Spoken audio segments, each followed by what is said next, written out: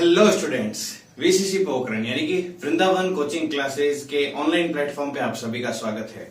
तो बच्चों, मैं पूर्ण सिंह आज आपका इस वीडियो में बहुत स्वागत करता हूं। और ये जो पार्ट थर्ड है सरफेस एरिया एंड वॉल्यूम के बारे में, तो उससे पहले दो वीडियो में हमने पॉइंट से स्टार्ट किया था। पॉइंट वगैरह क्या होता है, पॉइंट से कैसे लाइन बनती है, लाइन से फिर कैसे पॉलीगन बनता है उसके बारे में पढ़ा। फिर पहला पॉलीगन जैसे ट्राइंगल क्या होता है, उसके पेरीमीटर क्या होता है, किस किस बेसिस पे उसको हम क्लासिफाई कर सकते हैं, उसके एरिया क्या क्या हो सकते हैं उसके बारे में पढ़ा। अब ये जो वीडियो रहेगा, इस वीडियो के अंदर हम बात करेंगे नेक्स्ट पॉलीगन।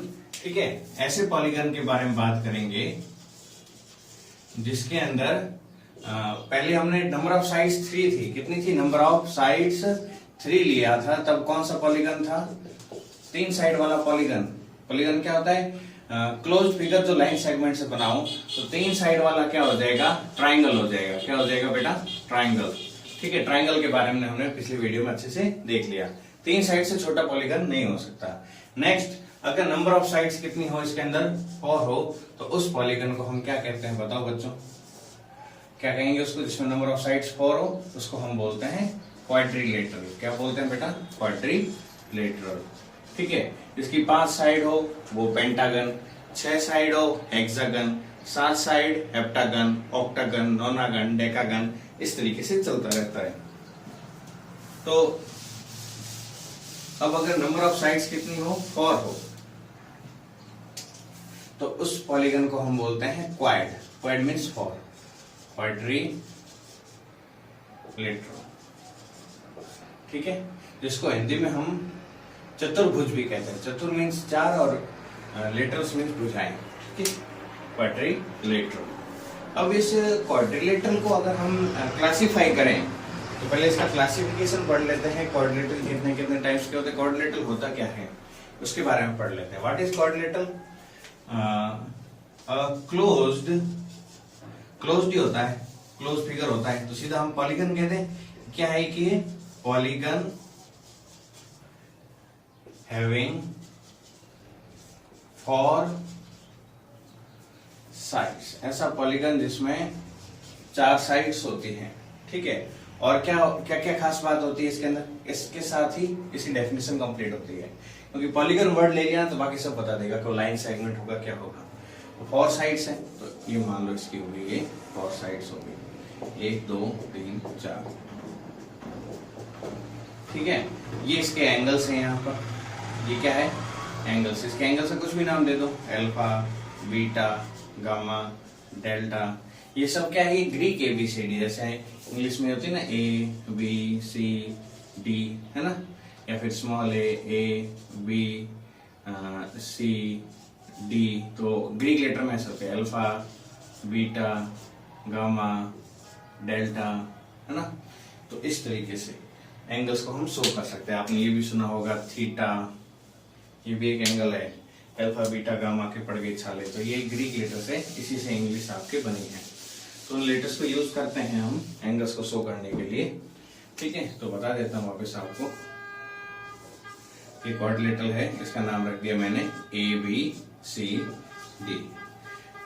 A भाई C फॉर सामने, D फॉर डेक। A भाई सामने देख। ठीक है, अब इसके अंदर यहाँ पर ये हो गया अल्फा, ये एंगल हो गया बीटा, ये एंगल हो गया गामा, ये एंगल हो गया डेल्टा। 4 एंगल हो गए, 4 साइड्स हो गई, AB, BC, CD और DA। ये 4 साइड्स हो गई।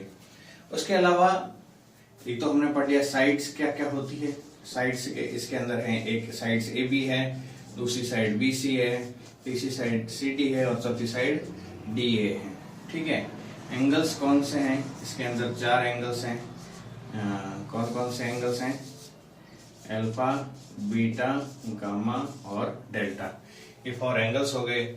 उसके बाद में वर्टिसेस कौन कौन से? जहां 2 लाइन सेगमेंट और एंगल आपस में आके मिलते हो, तो ये इसका वर्टेक्स है, ये इसका वर्टेक्स है, ये इसका वर्टेक्स है, ये इसका वर्टेक्स है।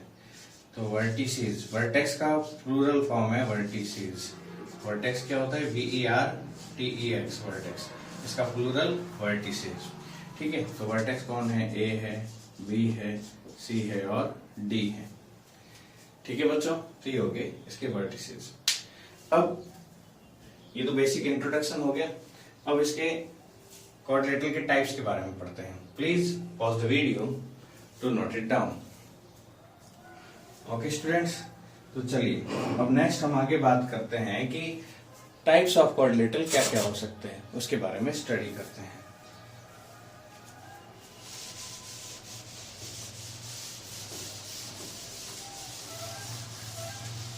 अब जो क्वाड्रिलेटरल्स हैं उसको अगर हम कैटेगराइज करें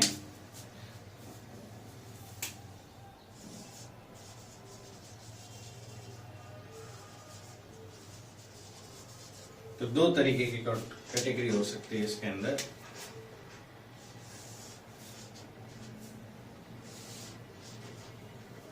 एक है कॉनकेव क्वाड्रिलेटरल्स, QUADRILATERALS, स्पेलिंग सही से याद रखना बेटा। कॉनकेव क्वाड्रिलेटरल, और दूसरा है हमारे पास कॉन्वेक्स क्वाड्रिलेटरल। दो टाइप के हमारे पास क्वाड्रिलेटरल है, कॉनकेव एंड कॉन्वेक्स क्वाड्रिलेटरल। क्या फर्क है दोनों के अंदर, कॉनकेव और कॉन्वेक्स क्वाड्रिलेटरल के बारे में अंदर, तो उसको हम समझते हैं। तो जो कॉनकेव क्वाड्रिलेटरल होती बात साफ है कि चार तो साइड होंगे। इसमें एक और खास बात बता देता हूं कि जो क्वाड्रिलेटरल होता है ना बेटा, उसके चारों एंगल है, अल्फा है, बीटा है, गामा है और डेल्टा है। इन चारों एंगल का अगर सम किया जाए, alpha plus beta plus gamma plus delta, इनका सम कितना आ जाएगा 360 डिग्री। ठीक है, कितना आएगा 360 डिग्री।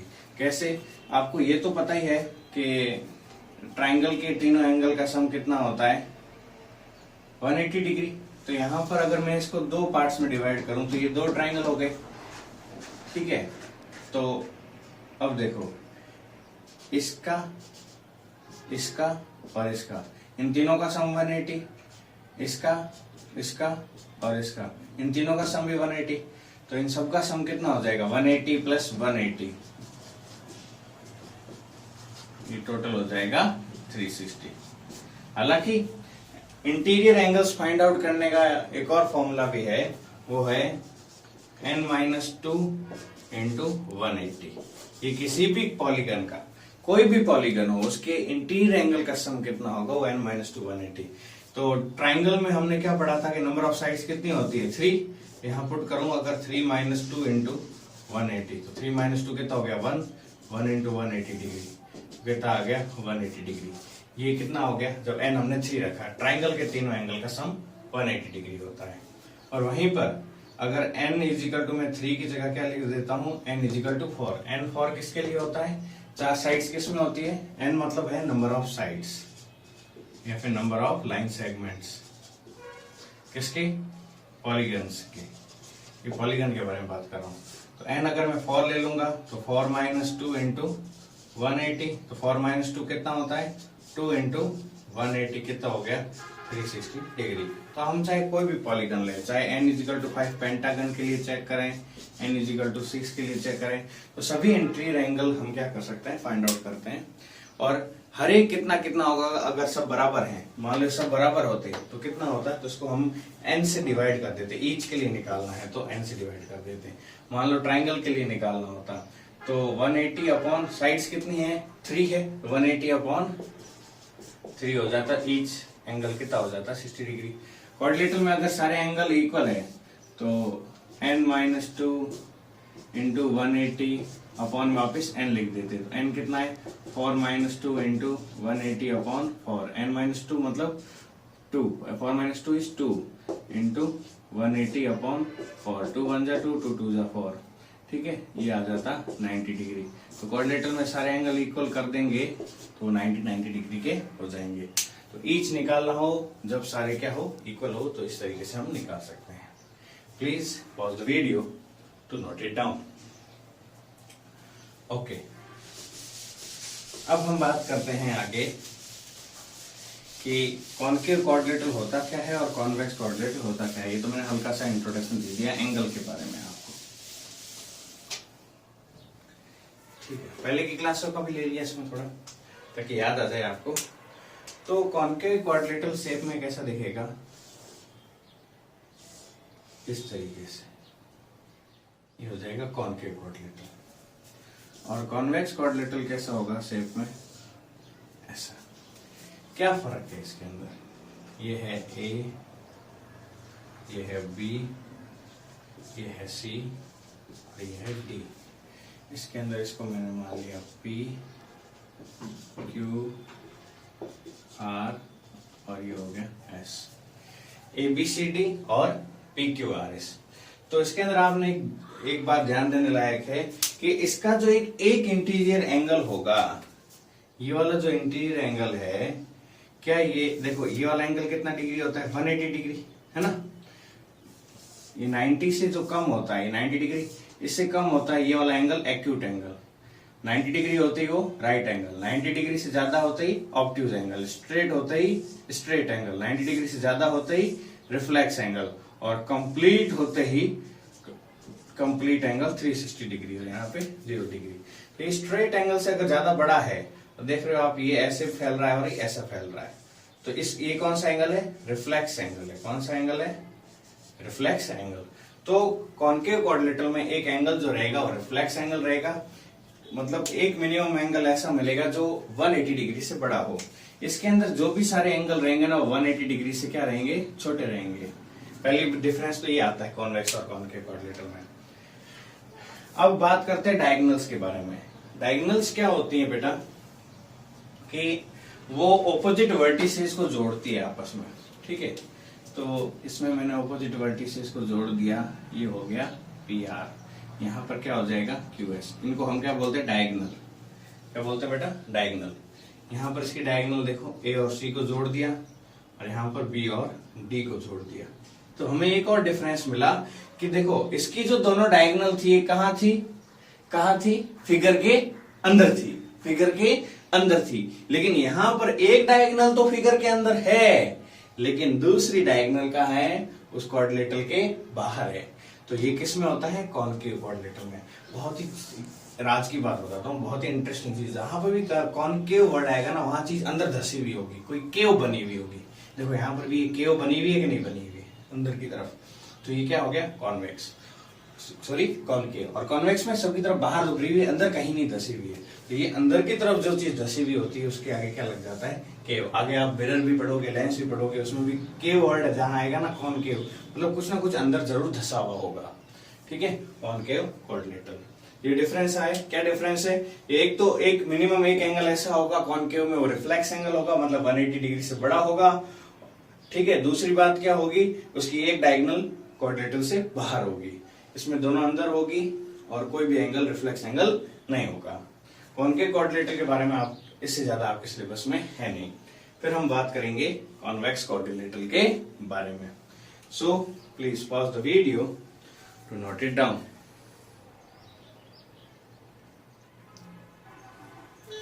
ओके बच्चों, अब बात करेंगे हम कॉन्वेक्स क्वाड्रिलेटरल के बारे में।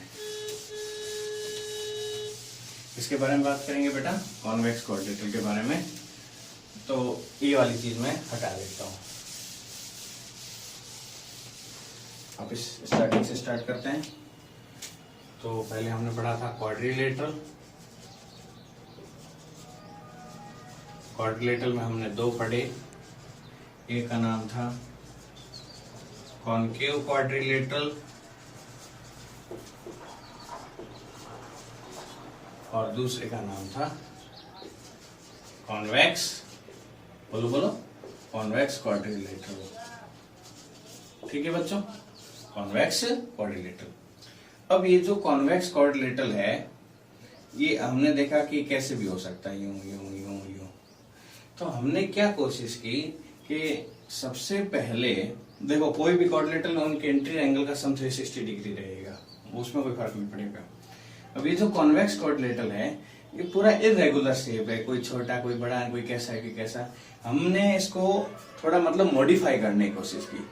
तो सबसे पहले मैंने क्या मॉडिफाई किया, जैसे इसका नाम ए बी सी डी है, तो मैंने सोचा क्या ना मैं ए बी और डी सी को पैरेलल कर दूं। क्या कर दूं, इन दोनों को पैरेलल कर दूं। तो चलो फिर मैंने इसको पैरेलल करने के लिए ये डायग्राम इस तरीके से बना दिया। ए बी किसके पैरेलल आ गई, डीसी के, ये बी किसके पैरेलल आ गई बेटा, डीसी के, ठीक है, डीसी, ये हो गया ए बी। तो एक साइड एक पेयर तो पैरेलल हुआ। तो ऐसा कॉन्वेक्स क्वाड्रिलेटरल जिसमें वन पेयर ऑफ साइड्स क्या हो, पैरेलल हो, उसका नाम है बेटा ट्रेपेजियम। क्या नाम है बेटा, ट्रेपेजियम। उसको क्या बोलते हैं हम, ट्रेपेजियम। इनके बीच में जो पैरेलल लाइंस है, तो परपेंडिकुलर डिस्टेंस इनके बीच की क्या होगी, हमेशा इक्वल होगी, ठीक है। अगर इसका नाम मैंने स्मॉल ए रखा है और इसका नाम स्मॉल बी रखा है, ये जो होगा ये पैरेलल टू बी होगा, और इन दोनों के बीच में जो परपेंडिकुलर डिस्टेंस होगी वो क्या होगी, इक्वल होगी। और उसी के साथ इसको हिंदी में परपेंडिकुलर डिस्टेंस जो होती है इसको लंब बोलते हैं। क्या बोलते हैं बेटा, लंब, परपेंडिकुलर को। और सब परपेंडिकुलर है तो इसको क्या बोलते हैं, समलंब, ठीक है, समलंब चतुर्भुज,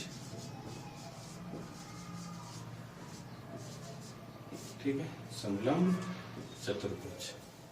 तो ये हिंदी में भी हो गया और इंग्लिश में ट्रेपेजियम। अब ट्रेपेजियम और क्या क्या टाइप्स का हो सकता है उसके बारे में भी स्टडी करेंगे, ठीक है। सभी प्लेन फिगर के बारे में पढ़ते हैं। तो इसके अंदर जो क्वाड्रिलेटरल है, तो एक क्वाड्रिलेटरल के बारे में बात करेंगे आज हम, ट्रेपेजियम। उसको पूरा अच्छे से समझेंगे, इसका पेरीमीटर क्या होता है, इसका एरिया क्या होता है, बाकी आगे और देखेंगे। तो बात करते हैं हम ट्रेपेजियम के बारे में, ठीक है। एक एक स्टेप क्लोजर लेके जा रहा हूं हर चीज को। अब ट्रेपेजियम दो तरीके के हो सकते हैं, ठीक है। ट्रेपेजियम दो तरीके से हो सकते हैं। एक हो सकता है right angle trapezium, right angled trapezium,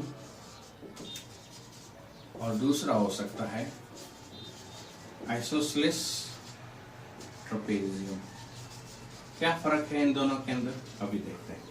right angle trapezium में पहली बात, ट्रेपेजियम बोल दिया तो वन पेयर ऑफ साइड्स क्या होगी, पैरेलल तो होगी ही होगी, ये चीज इसके पैरेलल होगी।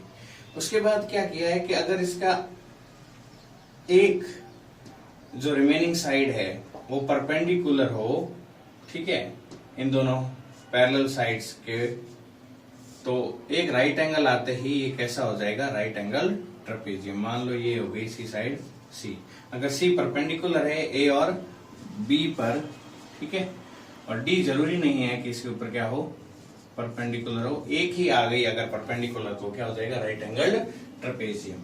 आइसोसेलेस ट्रेपेजियम में क्या बात होती है कि ए और बी तो आपस में पैरेलल रहेगी, ये हो गया ए और ये हो गया इसकी दूसरी साइड बी, ये पैरेलल तो रहेगी। किसने बोल दिया, ट्रेपेजियम, ठीक है। अब ट्रेपेजियम में ये नहीं बताना पड़ेगा इसकी चार साइड है, क्लोज फिगर है, ट्रेपेजियम है मतलब वो कॉन्वेक्स, आइसोसेलेस ट्रेपेजियम है मतलब ट्रेपेजियम है। ट्रेपेजियम की सारी क्वालिटी आ गई। ट्रेपेजियम बोल दिया तो कॉन्वेक्स क्वाड्रिलेटरल की सारी प्रॉपर्टी आ गई। कॉन्वेक्स क्वाड्रिलेटरल बोल दिया तो मतलब उसके अंदर क्वाड्रिलेटरल की सारी प्रॉपर्टी आ गई। क्वाड्रिलेटरल बोल दिया तो मतलब उसके अंदर पॉलीगन की सारी प्रॉपर्टी आ जाएगी, ठीक है। अब देखो इसमें क्या खास बात होती है, इसकी जो रिमेनिंग टू साइड्स है ना, वो दोनों आपस में क्या होगी बेटा, इक्वल। ये वाली साइड और ये वाली साइड, ये दोनों आपस में क्या होगी, इक्वल, इसलिए आइसोसेलेस ट्रेपेजियम। आपने आइसोसेलेस ट्रायंगल पढ़ा था बेटा, जिसमें ये साइड इस साइड के इक्वल थी, उसी तरह से आइसोसेलेस ट्रेपेजियम, ठीक है। तो ये ट्रेपेजियम के दो टाइप्स हो गए, इसको और हम अच्छे से पढ़ सकते हैं। और बात करते हैं एरिया ऑफ ट्रेपेजियम के बारे में और पेरीमीटर ऑफ ट्रेपेजियम के बारे में। So please pause the video to note it down. Next आगे बात करते हैं बेटा हम एरिया ऑफ ट्रेपेजियम। तो इसको मैं हटा देता हूं पहले, इसी पीढ़ी को आगे लेते जाएंगे और आगे आगे समझाते जाएंगे। फ्लो चार्ट बोलते हैं इसको इंग्लिश में, मैं इसको पीढ़ी बोलता हूँ। इससे ये निकला, उससे वो निकला, उसका ये बेटा, उसका वो बेटा। चलो बेटा अब आगे चलते हैं, बात करते हैं हम area of trapezium. Area of trapezium, ये ले लिया मैंने आपका ट्रेपेजियम।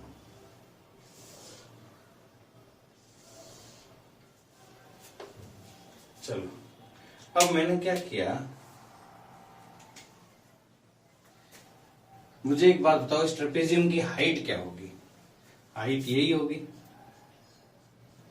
परपेंडिकुलर जो हाइट होती है, ठीक है, एल्टीट्यूड या फिर हाइट, ये इसका क्या हो गया? Perpendicular height. ठीक है, इसका नाम रख देते हैं ए, बी, सी और डी। ठीक है, इसका नाम रखते हैं यहाँ पर ई। जो इसकी परपेंडिकुलर हाइट है, इसका नाम रख दिया मैंने एच। ठीक है, अब अगर मैं इस ट्रायंगल को टू पार्ट्स में डिवाइड, इस ट्रेपेजियम को टू पार्ट्स में डिवाइड कर दूं, ठीक है, ये टू पार्ट्स हो गए।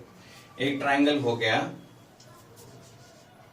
ए बी सी, और दूसरा ट्रायंगल हो जाएगा, कौन सा हो जाएगा? A C D, triangle A C D. इन दोनों ट्रायंगल का अगर मैं एरिया ऐड कर दूं तो किसके एरिया के इक्वल होगा? एरिया ऑफ ट्रेपेजियम के। ठीक है, अब यहां पर एरिया ऑफ जो ट्रायंगल एबीसी होगा, अब यहां पर ये इसकी साइड है ए, और ये वाली जो इसकी साइड है ये है बी। तो एरिया क्या होता है? हाफ इंटू एबीसी ट्रायंगल का बेस क्या हो जाएगा? एबीसी ट्रायंगल है, ठीक है, इसका बेस मैं ले सकता हूं ए, और यहां से लेके यहां तक, यहां से लेके यहां तक, ये जो टोटल हाइट है, ठीक है, ये क्या है? इसकी हाइट, इसके एल्टीट्यूड से इसके वर्टेक्स से सामने वाले बेस तक, यही क्या होती है? इसकी हाइट होती है। ठीक है, इसके वर्टेक्स से लेके इसके बेस तक परपेंडिकुलर हाइट, तो ये इसके वर्टेक्स है, ठीक है, इसके बेस तक, तो ये जो हाइट होगी ये एच के इक्वल ही होगी। ठीक है, तो हाफ इंटू बेस क्या हो जाएगा इसका? ए, और हाइट क्या हो जाएगी यहां से यहां तक? कौन से वाले ट्रायंगल की बात कर रहा हूं मैं? इस वाले ट्रायंगल की। तो हाफ इंटू बेस हो जाएगा ये, और हाइट क्या हो जाएगी? यहां से लेके यहां तक। मैंने कहा था आइसोसेलेस ट्रायंगल का जो है वो एल्टीट्यूड रहेगा, वो का क्या रहता है? वर्टेक्स से सामने वाली बेस तक, लेकिन ये लेंथ और ये लेंथ क्या है? सेम। इसके वो परपेंडिकुलर है, लेकिन ये इसके क्या है? एल्टीट्यूड के इक्वल है, तो इसकी हाइट का ले लेंगे हम एच। ये एबीसी का आ गया। ठीक है, प्लस अब मैं बात करता हूं दूसरे वाले ट्रायंगल की, जिसका नाम है ए सी डी। अच्छे से ध्यान देना बच्चा, ठीक है, ये वाला ट्रायंगल, इसका एरिया क्या हो जाएगा? वापस हाफ इंटू इसका बेस क्या हो जाएगा? एक्यूट एंगल ट्रायंगल है, ठीक है, इसका बेस क्या हो जाएगा? ए से लेके डी तक, ये क्या है इसका बेस? इसका नाम रखा था हमने बी। ठीक है, इसकी हाइट क्या होगी? सी वर्टेक्स से बेस तक की डिस्टेंस, तो जितनी डिस्टेंस बी से ई तक है उतनी ही सी से यहां तक हो, क्योंकि ये पैरेलल लाइन है और उनके बीच के जो एल्टीट्यूड होते हैं समलंब, बताया था मैंने, इनके बीच में परपेंडिकुलर डिस्टेंस इक्वल होती है। कोई भी पैरेलल लाइंस हो, उनके बीच की जो परपेंडिकुलर डिस्टेंस है वो क्या होती है? इक्वल होती है। तो यहाँ पर इसकी जो हाइट है, बेस तो ये हो जाएगा बी, और हाइट इसकी क्या हो जाएगी? यहाँ से लेके यहाँ तक क्या है? एच है, इसकी हाइट क्या हो जाएगी? एच।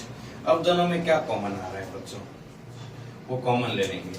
दोनों में कॉमन आ रहा है, एक तो हाफ कॉमन आ रहा है और एच कॉमन आ रहा है। देखो, हाफ और एच, तो हाफ कॉमन ले लिया और एच मैंने पीछे कॉमन ले लिया मल्टीप्लाई में। अंदर क्या बचा? ए और B, A plus B. A B तो वाला प्लस की जगह ये प्लस, ए यहाँ आ गया, और बी जो है वो कहाँ आ गया? यहाँ आ गया। एच में आगे भी लिख सकता हूँ और पीछे भी लिख सकता हूँ, हाफ एच या फिर एच अपॉन टू। मेरे को थोड़ा पीछे रखने की आदत है, मल्टीप्लाई में है, आगे रखो पीछे रखो। तो ये हो जाएगा half into A plus B क्या है? Sum of parallel side, sum of parallel sides into H क्या है? Perpendicular height. ठीक है, ये एरिया ऑफ ट्रेपेजियम हो गया। Please pause the video to note it down. अब इसके बाद में बात करते हैं हम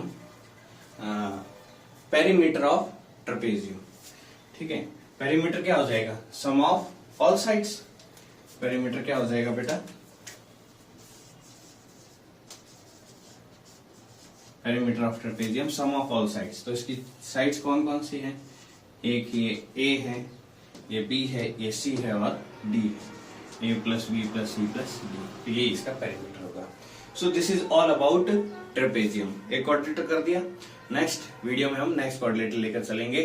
ठीक है बच्चों, please like share and subscribe more and more, और पढ़ते रहिए, आगे बढ़ते रहिए।